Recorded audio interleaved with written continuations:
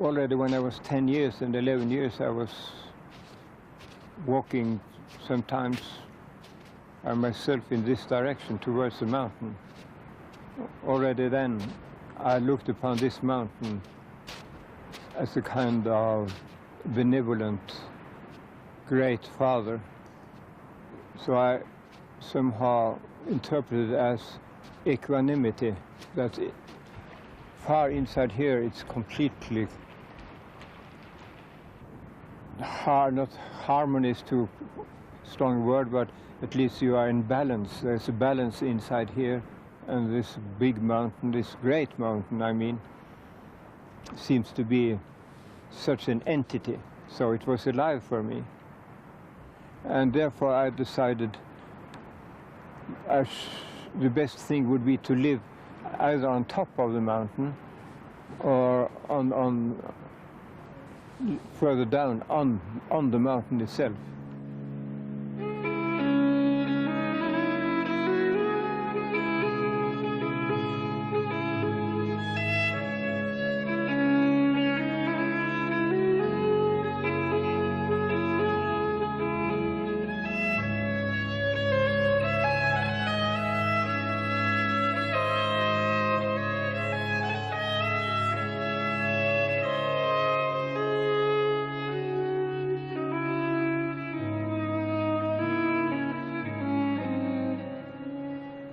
Perhaps people coming from other countries visiting Tvergastein think that there are many huts privately owned on this level, but there's nobody else. It's the highest privately owned hut. What you have higher is meteorological stations, etc. But the highest hut in the Nordic countries of Europe. Nothing like it, and there are good reason for it because of the climate. I mean, why should you have an Arctic climate? I mean, good. But it is Hallingskarvet that I'm for. It's not the Arctic climate. It's Hallingskarvet. I'm obeying the urge of Hallingskarvet to come.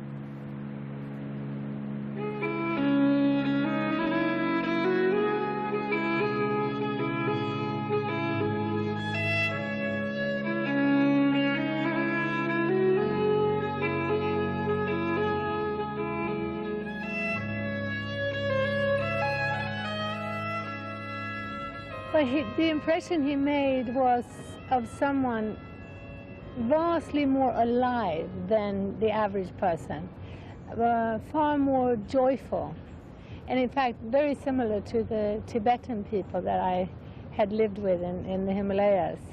There's a similarity, and I think it has to do with that deep connection to the natural world.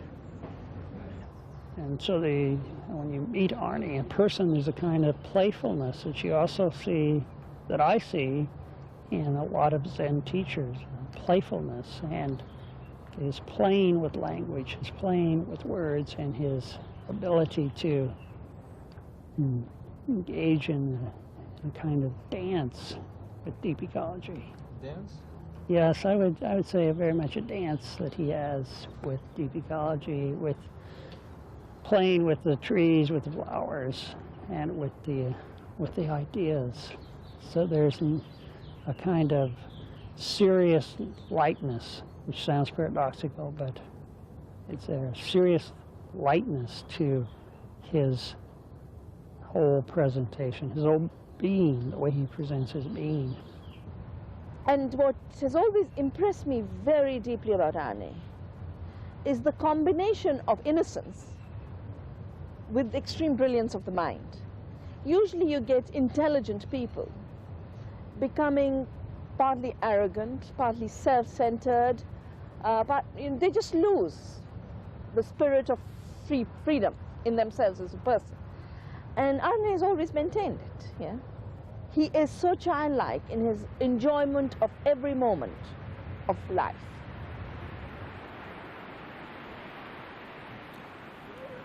Well, of course, people think it's very strange how a mountain could be a father, but not to me at all, because very soon I saw that humans live in symbols. So much of their life really in terms of symbols. And that the mountain is just minerals. That no culture, no old culture has looked at the mountain as minerals.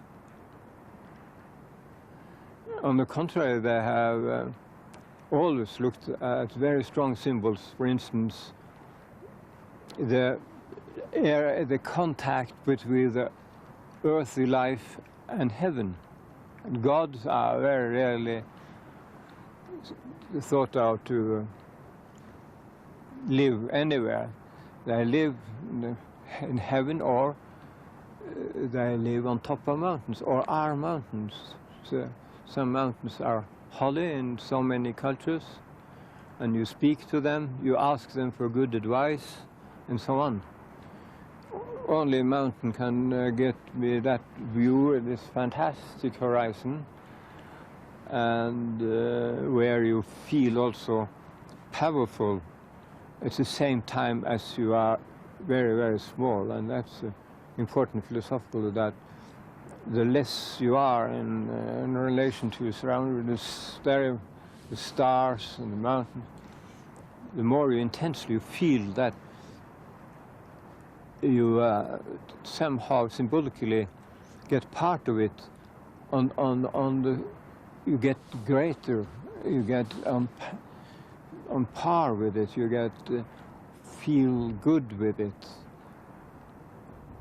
So the more tiny you are, the more, in some sense, you are together with something great, and therefore get something of that greatness.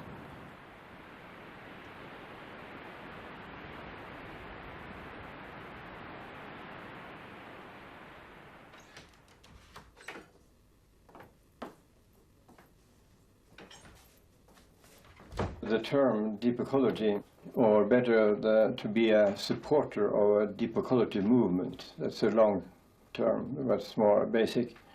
That is to join in activism to get rid of the ecological crisis, to join on the basis of your life philosophy or religion. That's to say, your motivation comes from your total view or your philosophical or religious opinions, so that you feel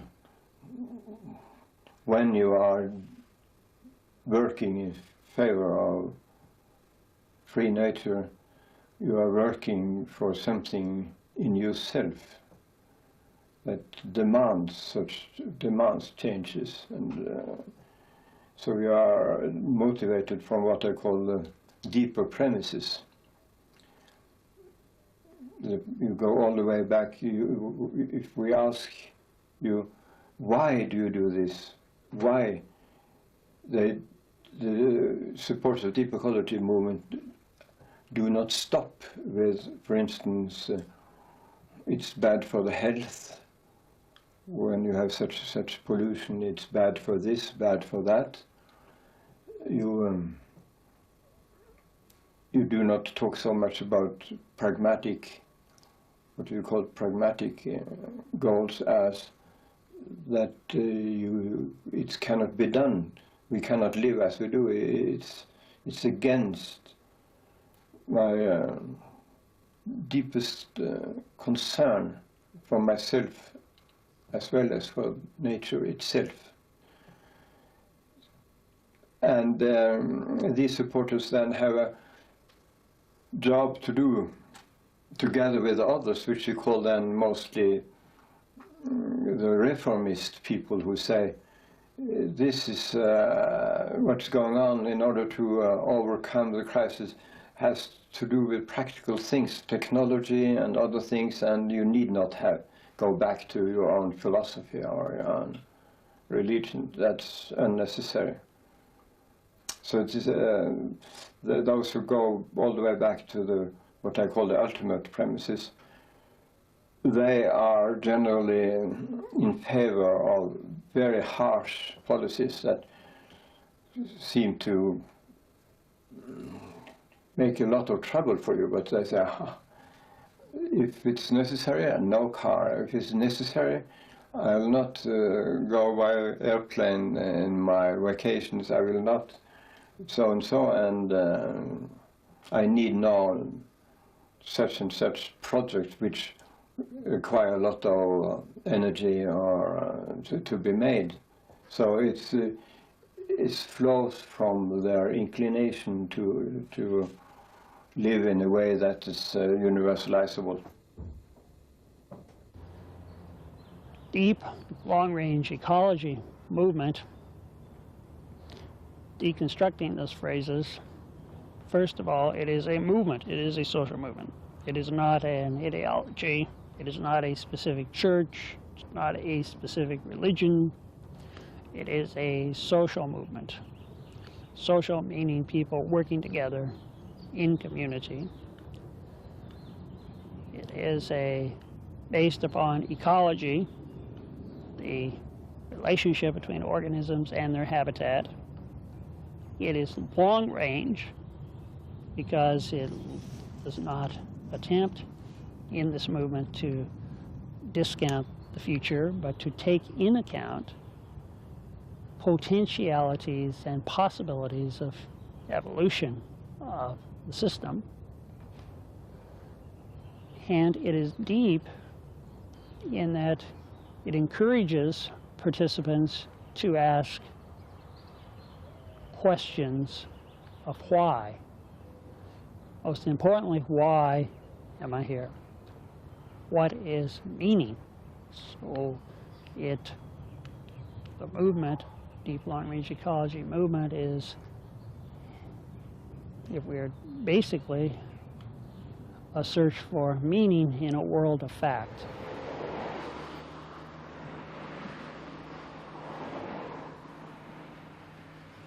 Another word that we use for shallow environmentalism is reform environmentalism. Instead of a radical change in society, they're merely trying to reform society ecologically. I think sustainable development, the concept of sustainable development, is a good example of what we would call shallow environmentalism, because the idea is that the development won't stop. We're going to continue to develop. We just want to develop sustainably or ecologically. Now, as long as you've got this tremendous society that's causing so much ecological problem, you've got to have the reform environmentalists. You've got to pass the laws. You've got to take steps. And without the shallow environmentalists, I think we would have lost just about everything by now. So we're very indebted to this type of work that the reform environmentalists are doing. It's absolutely crucial. The deep ecology point is that it's not enough. We've got to go beyond that and start making fundamental changes in society. To me, the essence of deep ecology is moving beyond a type of environmentalism which is still based on a highly reductionist and a highly distant approach to the living world, to the natural world. To me, the essence of deep ecology is an expression of the need to develop our deep spiritual and both spiritual, intellectual, and physical connection to the living world around us, to the cosmos. That's for me the essence of deep ecology. Næss would say that people who are working in what's now referred to as the reform environmental approach, Næss would say we all should work together and collaborate, and we should encourage people who are working from what people refer to now as a more reform-based approach to be looking at more fundamental questions. That when one decides that, say, recycling or energy efficiency improvements or certain improvements with respect to farming are enough, they may not be enough, because even organic farming could encroach upon wilderness areas. Or when you're recycling, you're actually, taking a consumer-based product and then trying to reuse certain elements. But maybe it makes sense to not even think about using that product in the first place. So Næss would always argue that we need to engage more fully in terms of questioning all of our actions in life from this deep questioning perspective.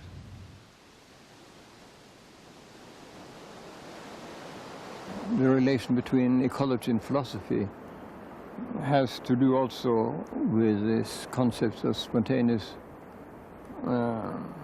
experience, because people would, for instance, say, we make a road now through this forest, and it's through the center of the forest, but the square meters of this road is tremendously small, the square meters of it.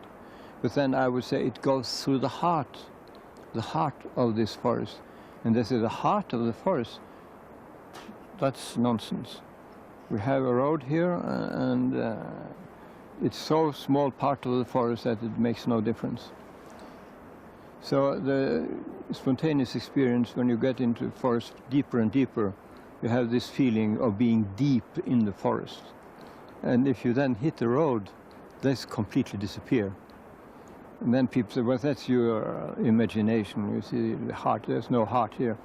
But if you start this way and saying there's no heart, it's just at certain distances, you get into a worldview which resembles that of Immanuel Kant, the great philosopher, where you end up saying the nature is without colors, even without shapes, and even without cause and effect, because the relation of cause and effect is something created by humans. So there's nothing there. In short, there is nothing in nature in itself. You have no access to nature in itself. You see, you end up in complete nonsense. And that's what many people do who are in philosophy. Even in contemporary so-called postmodernism, nature is something, only a limiting thing which you never can really see or appreciate. You appreciate only your own ways of thinking and feeling. And you are completely determined by your culture and so on. So this protection of nature is a sham in a sense that there is something there, but you don't have any access to it. So it's undermining, for some people, the belief in protection of nature as a vast undertaking for the next century. One of the main messages that the ecological perspective brought to us in the 1960s was that we have to, we see the landscape, the animals, humans, everything as interrelatedness, as interrelated. There's been a tendency in Western culture to see things as isolated entities. You know, this person, this rock, they're all separate. Eastern thought has Zen Buddhism and so on. One of the legacies of Zen Buddhism when it was introduced into America was to see things in terms of process and interrelatedness. So the Deep Ecology Movement is, you can't just focus on protecting the panda or the elephant over here, the Siberian tiger, or this particular type of endangered flower, because the whole thing is interrelated. You have to look at ecosystems, and we're trying to protect ecosystems and landscapes. Arne Naess provides a philosophical basis for that in terms of what he calls Gestalt thinking, the Gestalt ontology and Gestalt perception. Because again, the typical Western reductionist way of looking at things is in terms of isolated entities, the tree, the rock. Gestalt thinking or Gestalt perception is a perception that of interrelatedness, where we see, we look at a landscape and we see the tree in relation to the grass, in relation to the animals, and it's a perception of the whole, so to speak.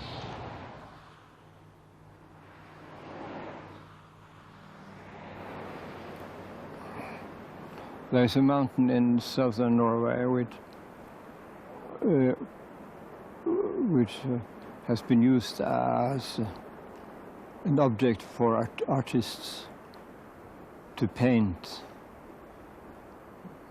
And it's quite clear that many artists or non-artists find that the shape is that of a troll, a big fellow. Trees are the hair, and Gestalt thinking is such that this spontaneous perception of a troll is completely on pair, is completely as adequate description of reality as somebody saying it's a heap of stones. And the Gestalt, of course, is then not only the shape of a troll, but also the being as a troll. You get then all the mythology about trolls into what you see. What you see is tremendously complex, culturally complex thing. When I talk about so much about Gestalt, it's because I have this opinion that science, and I think especially about natural science, only assert something about the abstract relations in reality, not about the content of reality. The content of reality you get directly through spontaneous experience. Well, children are more spontaneous in the sense that reflection and conventional views of things do not yet play such an enormous role. So if we could be able to see a little more like children, we would gain very much, but that's a very difficult redevelopment to get into this state of children's inner life.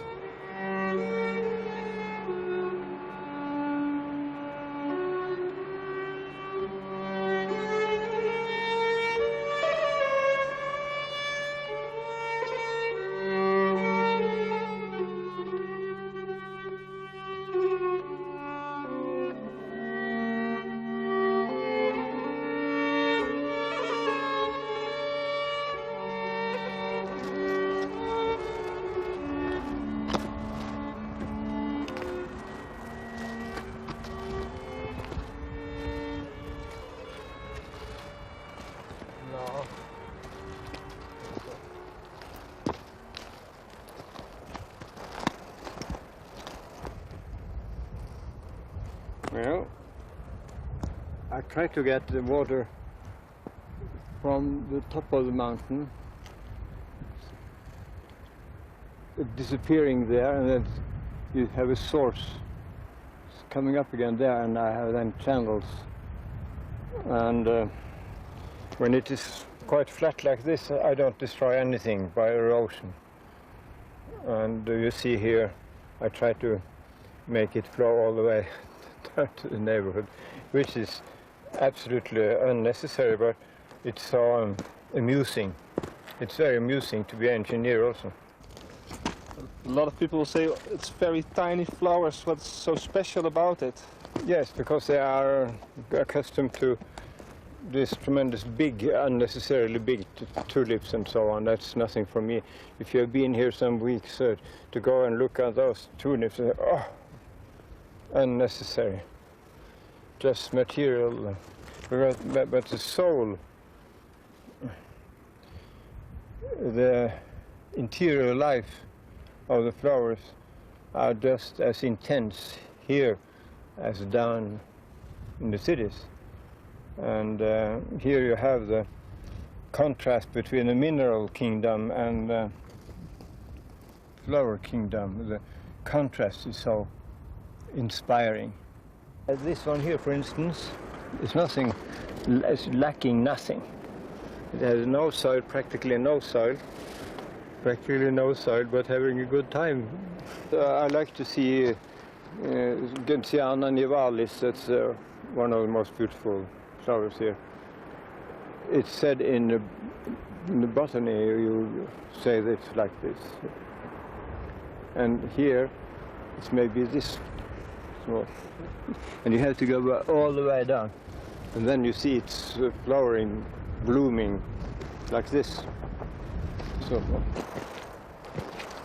You spent a lot of time writing here? Yeah, it's between 10 and 15 books sitting in this. It doesn't disturb when you look out for some time and then you write something, you look out, and this horizon cannot disturb you, and the wind cannot disturb you. I don't think so.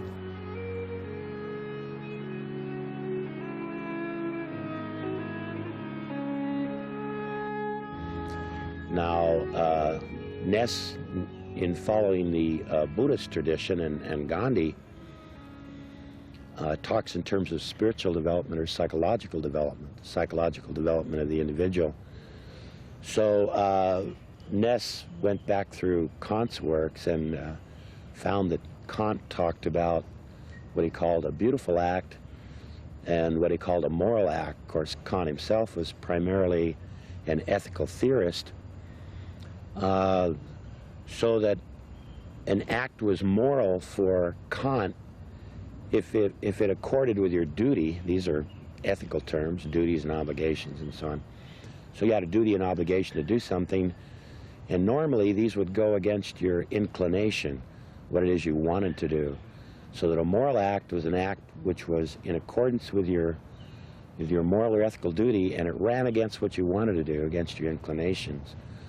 Now, what Næss has tried to do is to shift the whole ground away from ethics as we normally understand it in the Western ethical tradition or Western philosophical tradition, and move more over to what's called ontology, or the nature of reality, so that that becomes the ground. Now, through spiritual development or psychological development, as we move away from the ego and we start to identify with other humans, and then we identify with animals and plants in the ecosystems, when we actually identify with them, this becomes part of our being. We see ourselves in these other creatures, or in humans and so on.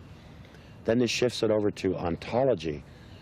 Now, a beautiful act for Kant is an act where we act with our inclinations. So it's what we want to do. So we want to protect the animals. We're not acting against our inclinations. And so Næss then says, okay, what we want to promote are beautiful acts as opposed to moral acts. So if our personality, our psychology is changed, then we'll want to do these things. So they won't be a moral act, they'll be a beautiful act. They'll be coming out of our inclination, what it is that we want to do.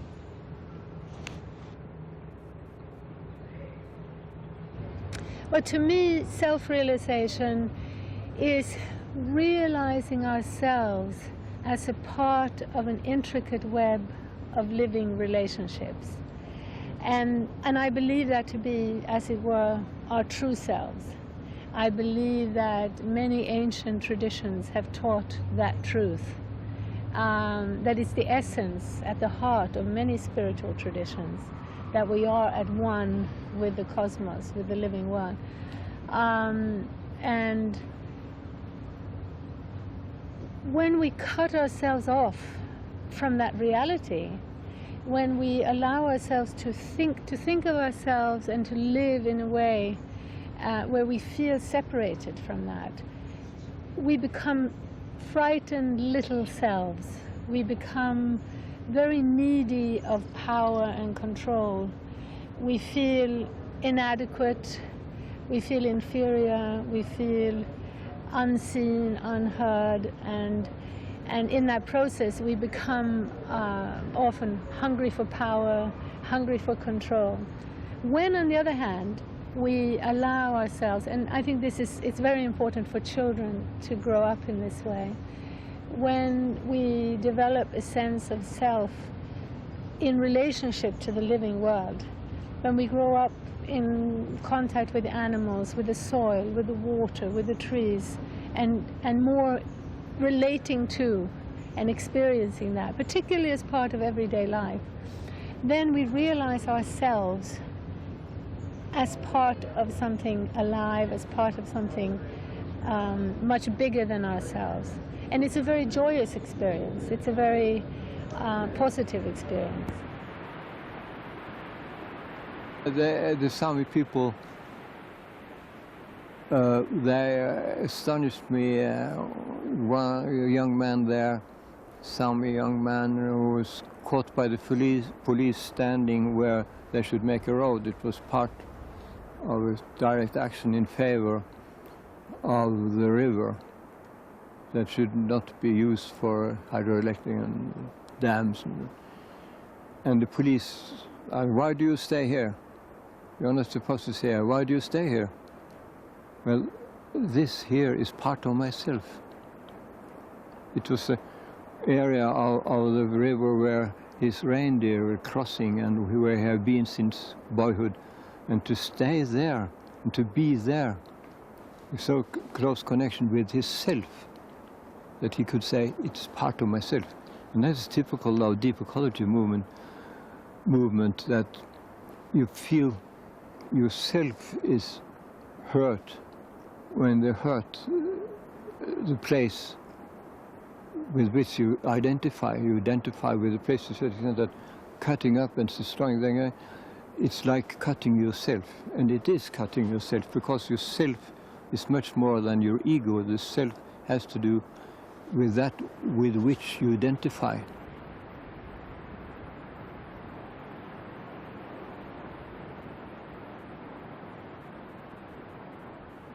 The part of India that inspires me constantly for my ecological work is in India, where there's such generosity of space.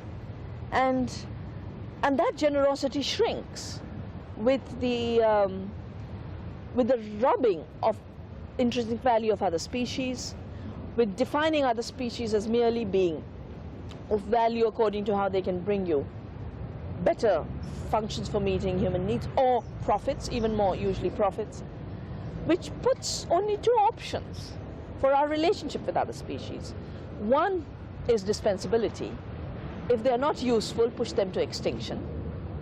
And if you, in the short term in which use is being determined, don't understand that a whole ecological chain is maintained by this one species that you thought useless, that by declaring a death sentence for it, you have basically, in a way, declared a death sentence for your own conditions for life, because that is so crucial to maintaining life's balance. The second thing is, even for the species that are found of value, you manipulate them, you distort them, you mutilate them, basically using a machine metaphor in your relationship with life, which is, it's not a surprise that we get the mad cow disease. It's not a surprise we get outbreaks of epidemics, because these are consequences of us treating life as if it has no intrinsic worth and no intrinsic organization. It has no intrinsic intelligence.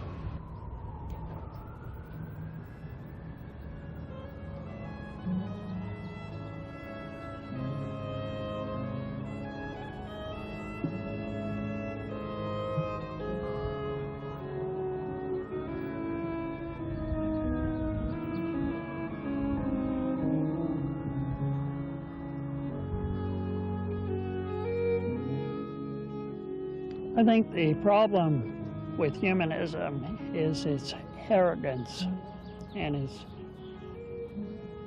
hubris.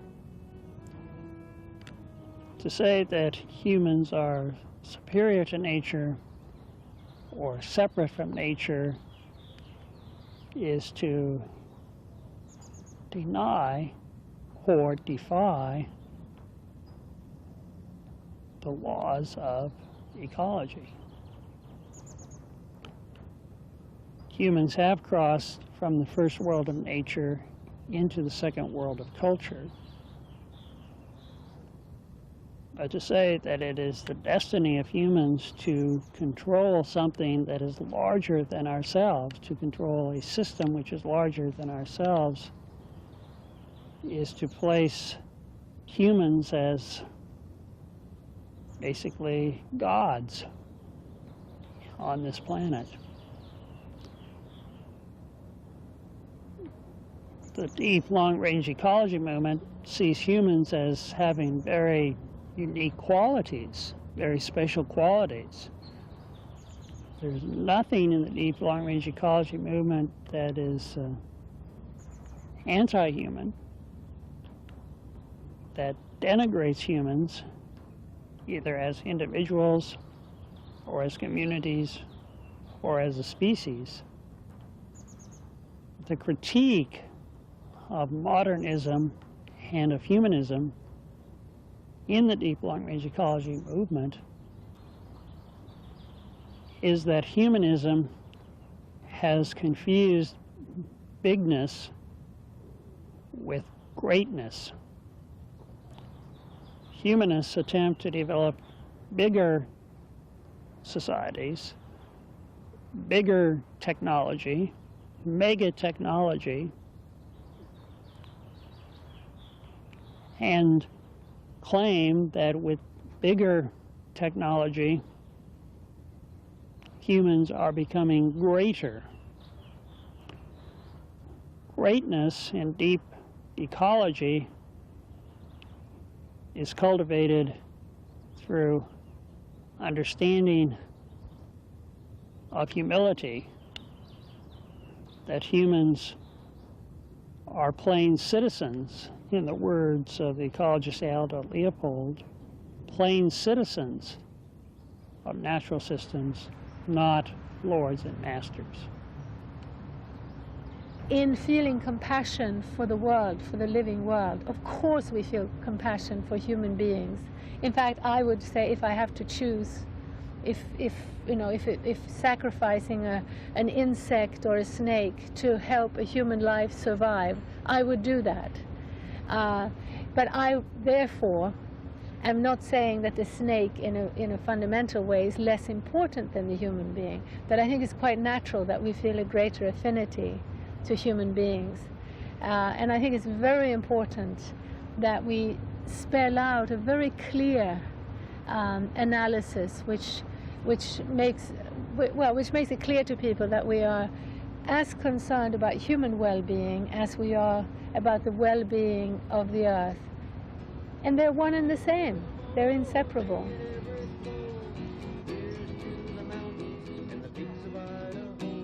So Næss would very much agree that people are different from other animals, and certainly people are different from plants. And because of those differences, because of our ability to be self-aware, because of our ability to use foresight and see the types of problems that we've caused in the past by using hindsight, that we have a responsibility, an obligation to act in a way to respond to the ecological crisis. I'm gonna get to it come spring of next year. Here's to the river, boy, may it ever flow. Here's to the mountains and the peaks of Idaho. Here's to the miners and the finders of gold. Here's to the spirit of the air. Well, the bear and the snakes are at home in Hell's Canyon. There is no room for this tired old man, for a service woman to tear down my cabin. I'm gonna fight him just as long as I can. Here's to the river, boy, may it ever be. Here's to the freedom for the likes of you and me. Time to believing now, time I should be part of the spirit of the day. Arne's work has been deeply inspired by Gandhi, both in his philosophy as well as in his action. As far as the action is concerned, of course, very clearly, it's Gandhi's concept of satyagraha, of non-violent, non-cooperation and direct action that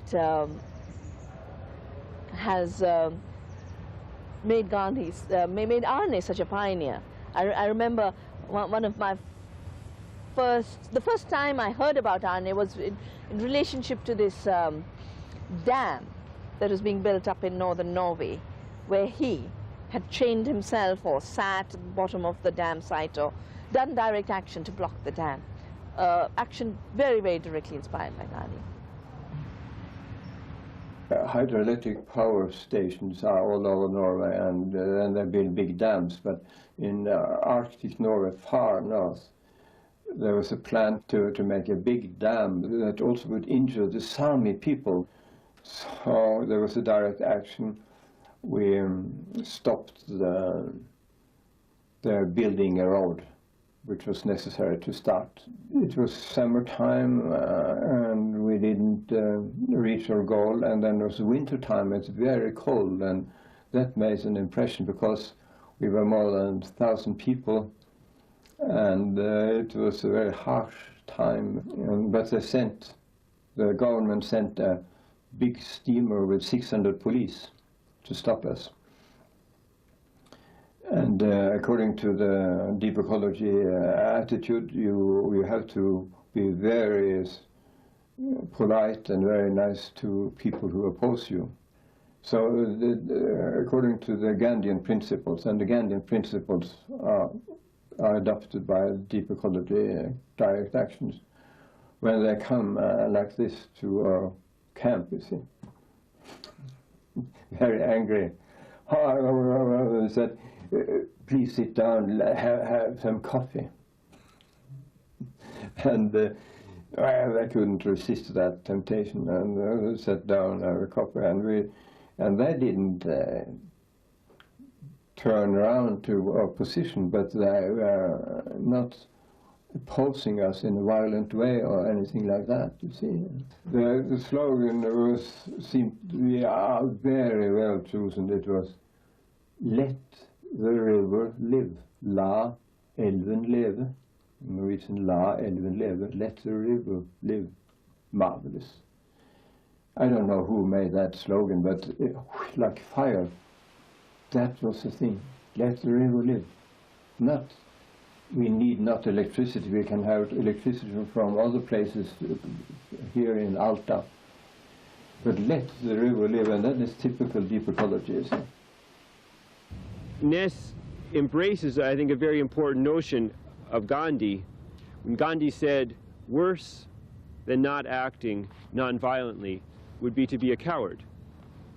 And one of the essential tenets, I think, that motivates, if one could say that there are essential tenets that motivate Næss, is his approach to the environmental crisis as the major crisis facing both society and the world as a larger entity are.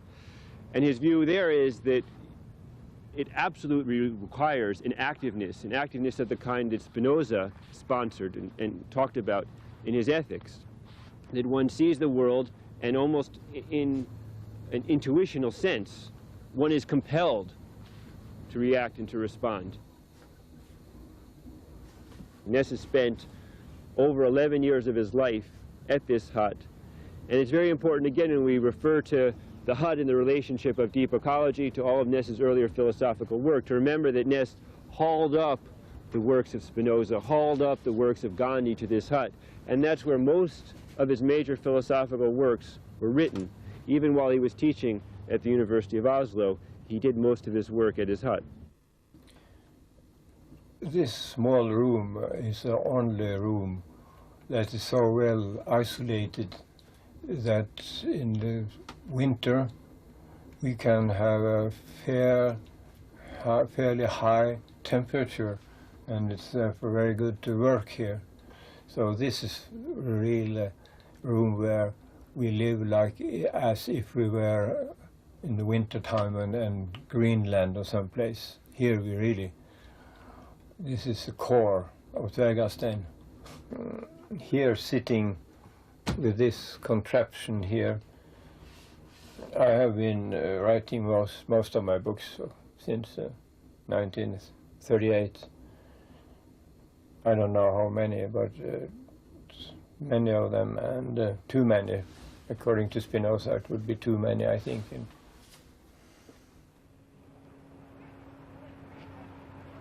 No, I think that in order to live deep ecology principles, life would not be poorer.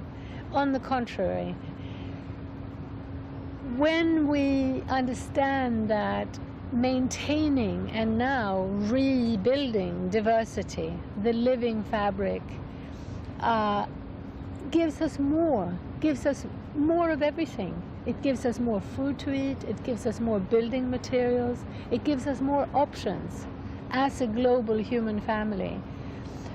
So that it might mean a life that's quite different from the urban consumer lifestyle. But I think at a level which answers most people's needs, their heartfelt needs, people would actually find life richer. And they would find it richer for those spiritual reasons, but also in pure material terms, when it comes to what we really need to survive, which is healthy, fresh food, clean water, clean air, adequate clothing, adequate shelter. Now, for all of those things, we would have more, and we would have greater comfort. Deep ecological solutions are the only viable solutions to ensuring that every person on this planet has enough food, has enough water, has adequate shelter, has dignity, and has a cultural meaning in life. If we don't follow the path of living in ways that we leave enough space for other species, that paradigm also ensures that most human beings will be denied their right to existence. A system that denies the intrinsic value of other species denies 80% of humanity their right to a dignified survival and a dignified life. It only pretends that it is solving the problems of poverty. It is actually at the root of poverty. And the only real solution to poverty is to embrace the right to life of all on this planet, all humans and all species. I am, to the astonishment of certain journalists, an optimist. But then I add, I am an optimist about 22nd century, and I say, oh, you mean 21st? No, 22nd century. I think that in 21st century, we have to go through very bad times, and it will hurt even the rich countries. Now it's all sailing smoothly, but it will hurt the rich. So I am a short-range pessimist, long-range optimist.